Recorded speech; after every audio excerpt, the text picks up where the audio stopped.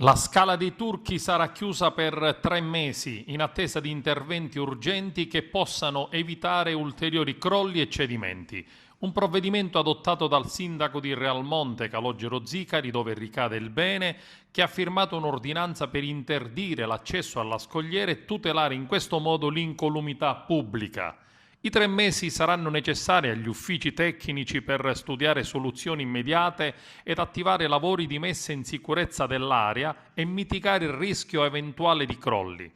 La regione siciliana, con in testa il presidente Nello Musumeci, ha attivato gli uffici per affrontare il problema, informando immediatamente la prefettura di Agrigento e tutti gli uffici preposti alla salvaguardia, controllo e tutela del territorio, a cui è stata inviata l'ordinanza del sindaco Zicari.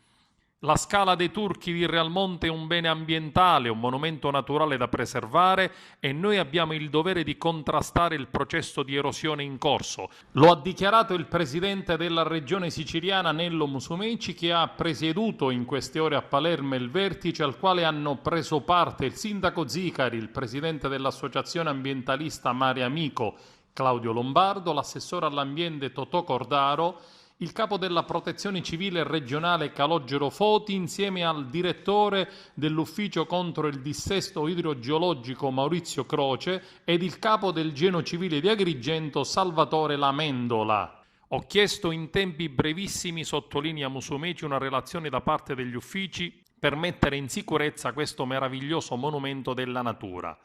Esulta Mare Amico, che al vertice ha ribadito l'urgenza dell'intervento, ringraziando il presidente che ha compreso benissimo i problemi della Scala dei Turchi, dai mancati controlli dell'enorme flusso di visitatori alle ricorrenti frane e la vicenda legata alla proprietà della scogliera. La regione deve proteggere questa bellezza paesaggistica e l'unico percorso per tutelarla dovrebbe essere quello di espropriare il bene, acquisendo la titolarità della scogliera, che crea maggiori preoccupazioni, e lavorare ad iscriverla tra i siti patrimonio dell'UNESCO.